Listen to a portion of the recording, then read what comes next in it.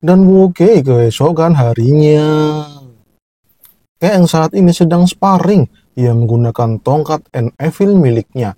Dan ia sparring sama kakak kelinci hitam. Mereka bersemangat sekali untuk sparring. Soalnya mereka harus meningkatkan kekuatan mereka. Dan Woke sparring dimulai. Mereka berdua langsung beradu tumbuk. Sejun melihat mereka berdua sparring, langsung menyuruh mereka untuk berhati-hati. Jangan sampai saling melukai ya. Kemudian ada Elko datang. Ia baru sampai di lantai 99 dan langsung menghadap Sejun. Elko mau setoran belalang merah. Ia membawa 5 gerobak isi full belalang merah.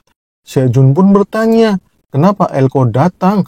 Ya, kenapa nggak Elka yang datang ke sini, malah Elko? Apa terjadi sesuatu? Apa ada hal buruk yang terjadi di lantai 67 sampai-sampai Elko yang datang kemari? Sebelumnya maafkan kami naga hitam yang agung, lantai 67 sekarang kondisinya semakin tidak karuan. Gerombolan belalang merah datang dengan jumlah yang lebih banyak. Semua yang ada di lantai 67 jadi pada kewalahan dah. Semua ksatria yang ada di lantai 67 jadi kewalahan mendapatkan serangan dari belalang merah. Mereka semua jadi tambah mengganas. Waduh, apa kalian baik-baik saja? Apa kalian ada yang terluka? Ucap Sejun khawatir. Kami baik-baik saja Tuan Naga Hitam yang agung. Berkat pasukan para lizardmen, kami semua dapat terhindar dari amukan belalang merah. Tapi jumlah mereka sekarang udah nggak ngotak banget. Bahkan pedang daun bawang yang telah ditanam langsung ditumbuk sama belalang merah. Ya, daun bawang pedangnya sudah tidak efektif lagi untuk menangani belalang merah. Kami para serigala perak harus cepat mengurus para belalang merah yang sudah pada KO itu, supaya mereka tidak bertumpuk-tumpuk dan menimbun pedang daun bawang. Wah, Sejun jadi khawatir dengan apa yang terjadi di lantai 67.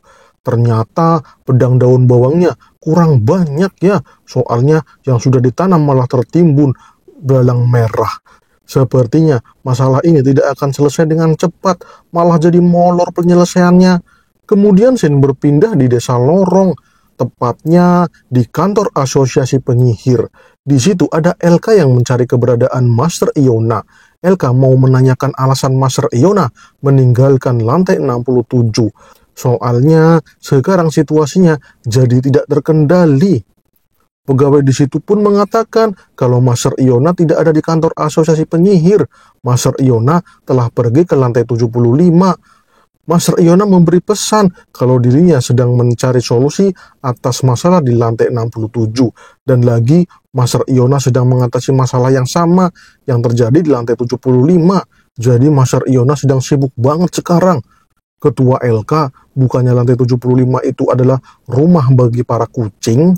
Iya betul, itu adalah desa Granar, rumah bagi para kucing. Itu kampung halamannya Bos Theo. Kemudian Shin berpindah di jalan di desa Lorong. Di situ ada Theo yang bahagia banget dah. Ia berjalan sambil nyanyi. Tapi jongosnya Theo jalannya pada lelet. Theo menyuruh mereka untuk berjalan dengan cepat. Dan terlihat Oren ketinggalan jauh itu. Ia pun berlari untuk mengejar Bos Theo. Akan tetapi, duak. Sepertinya Oren menabrak Iona itu. Waduh dah, Iona ditabrak. Oren pun terjatuh, ia kesakitan. Gak cuman kesakitan, ia juga malu karena diliatin banyak orang. Waduh dah, malu banget ini. Hei, kenapa kau berjalan gak pakai mata? Kau ini gimana sih? Lihat-lihat, kalau jalan. Kau ini makhluk kecil, jadi kau harus berhati-hati. Woi, kau sendiri yang berlari dan menabrak tubuhku. Kenapa kau menyalahkan tubuh kecilku? Kau jangan seperti itu. Kau berisik sekali makhluk kecil. Kau mau aku adu tumbuk ya? Waduh, itu Iona bro. Lu bakal jadi abu kalau lu membuat Iona marah. Dan bener, Iona langsung marah. Karena ia merasa terhina. Buset dah, gaswat. Tapi Theo langsung datang. Ia melerai mereka berdua. Theo langsung marah karena orang tidak mendengarkan panggilan Theo. Lah, Iona, kenapa kau di sini? Theo, kau juga di sini? Kenapa kau di sini? Walah, Bos Theo, kau mengenal makhluk kecil ini? Tanya Oren. Ya jelas dong, ini Master Iona-nya. Kita memiliki hubungan spesialnya. Ucap Theo bersemangat. Waduh buset, ini Master Iona. Seorang Master Sihir Iona. Buset gaswat. Oren kaget mendapati dirinya menabrak Master Sihir Iona. Gaswat ini, bisa jadi abu ini si Oren. Master, maafkan aku, Master. Tolong maafkan aku, Master. Aku minta maaf, Master. Aku tidak melihat Anda, Master. Tolong maafkan aku. Aku tadi buru-buru, Master. Tolong maafkan aku, Master. Ucap Oren sambil sujud. Waduh, si Oren malah malu-maluin dah. Ini jalan umum, pakai teriak-teriak segala. Ya iyalah teriak-teriak. Daripada jadi gosong, jadi abu. Waduh dah. Tolong maafkan dia, Iona. Dia itu jongosku yang baru bergabung ya. Jadi dia itu masih belajarnya. Jadi banyak melakukan kesalahannya. Ucap Theo. Aku mengerti kalau bukan karena bosmu si Theo. Kau pasti sudah jadi abu kucing. Waduh dah, terima kasih Master. Terima kasih. Kemudian Theo bertanya kepada Iona, kenapa Iona kembali ke desa tunnel? Bukannya dia harus berada di lantai 67. Iona pun menjawab kalau dirinya akan segera ke desa Granar. Ia sedang menyelidiki masalah di lantai 75 yang kondisinya sama seperti lantai 67. Walah, desa Granar, lantai 75. Itu kampung halamanku nya. Emangnya apa yang sedang terjadi di sononya? Aku jadi penasaran ya. Bos. Kita harus ikut Master Iona, bos. Kita harus kembali ke lantai 75. Kita harus pulang ke desa Granar, bos. Aku khawatir ada sesuatu yang buruk terjadi, bos. Ucap Oren panik. Tolonglah, bos. Aku khawatir dengan ayahku, bos. Aku belum memberinya kabar, bos. Tolonglah, bos Theo. Kita kembali ke desa Granar. Walah, jadwal kita bakal terhambat ini. Harusnya Theo sekarang sudah ada di lantai 38, malah disuruh mampir ke lantai 75. Lah gimana sih ini dadah? Bos Theo, kalau kau mengikuti Master Iona ke desa Granar, aku akan memberimu duit 1000 koin tower. Aku akan memintakannya sama bapakku, si Blacky. Jadi bos Theo, percayalah kepadaku. Waduh dah, malahan. Selain itu, kita juga harus menunjukkan kesuksesan kita, bos Theo, kepada desa Granar ya. Semua kucing di desa Granar harus tahu kalau Theo adalah kucing paling sukses di desa Granar. Dan juga buat si Maril itu menjadi iri denganmu, bos Theo. Theo pun sedikit berpikir dan akhirnya ia mengiyakan permintaan Oren. Mereka akan mengikuti Iona ke desa Granar. Mantap dah, pulang ke desa Granar, ucap Oren kegirangan. Ayo Iona, aku akan menemanimu ke desa Granar.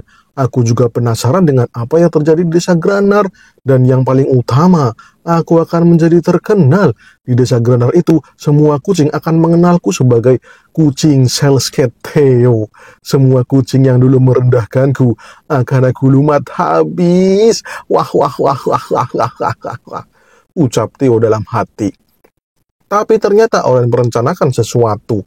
Ia berhasil membujuk Theo karena ia mau melakukan sesuatu kepada Theo. Tunggu saja Theo, begitu kau sampai ke rumahku, kau bakal tahu apa yang akan terjadi kepadamu. Tunggu saja ya, kau akan menerima balasan atas perbuatanmu ini. Dasar Theo. Waduh, mau diapain ini si Theo? Iona pun oke-oke aja ya. Dan akhirnya mereka pun berangkat bareng menuju lantai 75. Di desa Granar gitu ya. Dan scene pun berpindah langsung ke desa Granar. Di desa Granar sekarang agak aneh. Desanya jadi sepi dan gersang. Theo, Iona, dan 3 jongosnya langsung datang ke desa Granar dan mereka langsung kaget. Ya, mereka kaget melihat keadaan para kucing di desa Granar. Banyak kucing di situ pada lemas, bahkan ada yang pingsan. Walah, kenapa itu para kucing? Tampaknya mereka kekurangan makanan. Tampak tubuh mereka itu melemah, lesu, tidak bergairah. Dan lagi, pasar ikan di desa Granar kosong melompong. Tidak ada satupun ikan yang dijual di desa Granar. Theo dan yang lainnya jadi bingung. Kenapa desa Granar jadi seperti ini? Wadidaw. Chef, Apa yang sebenarnya terjadi di sini? Aku tidak tahu, Bos Theo. Terakhir kami meninggalkan desa Granar, semua tidak seperti ini. Kemudian ada seorang yang kaget melihat Jeff. Ternyata itu ibunya Jeff. Ibunya terlihat kurus kering. Sepertinya ia belum makan berhari-hari. Jeff langsung menemui ibunya. Ia bertanya, kenapa ibunya jadi seperti ini? Sebenarnya, apa yang terjadi di sini? Sambil nangis, ibu Jeff menceritakan kalau ikan-ikan yang menjadi sumber makanan di desa Graner telah hilang, dimakan sama para monster di Danau Zenka. Mereka berjumlah ratusan, bahkan sudah mencapai ribuan. Mereka memakan habis ikan-ikan di setiap sungai di lantai 75. Para prajurit sudah berusaha untuk melawan para monster itu, tapi mereka lebih besar dari kucing dan tubuh mereka mengandung racun. Jadi para prajurit kucing tidak sanggup mengalahkan mereka. Apa itunya? Apa itu monster di Danau Zenkanya? Apa benar itu ulah monsternya? Apa itu monster kataknya? Waduh, monster katak di Danau Zenkanya. Beneran inya. Betul sekali, katak-katak itu sekarang berjumlah ribuan. Kami para kucing tidak bisa mengambil ikan di sungai gara-gara para katak itu menghabiskan ikannya. Bahkan mereka tidak segan-segan untuk menghajar para kucing yang sedang mencari ikan di sungai. Iona pun bertanya terkait pasukan tentara bayaran yang sudah dikirim di lantai 75. Sebelumnya Iona sudah meminta asosiasi tentara bayaran untuk mengurus hal ini. Tapi kenapa masalahnya tidak selesai, malah jadi tambah rumit. Ibunya Jeff pun mengatakan kalau ia tidak tahu mengenai hal itu. Malahan, para tentara bayaran itu tidak terlihat sama sekali di Danau Zenka. Kemudian untuk mengatasi masalah kelaparan, Theo memberikan jatah ikannya kepada para pendukung kucing. Ternyata Theo mengeluarkan semua jatah ikannya yang diberikan oleh Pak Sejun. Wah, para penduduk desa Granar senang sekali melihat ada ikan di situ. Mereka langsung berdatangan. Jeff dan Geoff disuruh Theo untuk mengurus pembagian ikan-ikan ini. Mereka berdua akan ditinggal dan Theo akan pergi ke rumah kepala desa. Jangan malas-malasannya, apalagi kaburnya. Kalau kalian tidak menurutiku, kalian bakal jadi jongos seumur hidupnya, ucap Theo memastikan. Dan Moke langsunglah ke rumah kepala desa, yaitu bapaknya Oren, si Blackie. Akan tetapi ketika menyuruh Oren untuk pergi ke sono, malah si hilang itu si Oren. Buset dah, lari kemana tuh kucing? Theo kaget melihat Oren tidak bersamanya. Sejak kapan si Oren ini kabur? Dasar si Oren ini, ia pasti pulang ke rumahnya. Awas saja ya, kalau dia memberitakan sesuatu yang buruk kepada akunya. Kemudian kita ke posisi Oren. Terlihat Oren sedang berlari. Ia berlari menjauh dari Theo dan berusaha kembali ke rumahnya. Ia tidak mau menjadi jongosnya si Theo. Jadi ia mau pulang dan mempersiapkan item untuk menghapus kontrak. Ayahnya pasti memiliki item tersebut. Jadi ia harus cepat kembali ke rumah. Akan tetapi kebetulan ada Elka datang. Ia langsung menerkam si Oren. Oren yang berlari sampai tidak sadar di belakangnya ada si Elka. Ya gimana ya, soalnya ia senang banget mau kembali ke rumahnya. Dan Oren langsung melihat Elka. Ia panik luar biasa. Ya, ia baru tahu dirinya mau diterkam sama serigala perak, wadidaw. Dan Oren menghindari terkaman Elka dengan melompat ke belakang. Untung refleksnya cepet ya, jadinya ia bisa selamat dari serangan Elka, si pemimpin serigala perak. Katakan kepadaku, kenapa kau pergi sendirian? Di mana Bos Theo? Teriak Elka. Wah, Oren menggigil ketakutan. Ia tidak tahu harus ngomong apa di hadapan keganasan Elka. Cepat katakan di mana Bos Theo? Kenapa kau diam, ha?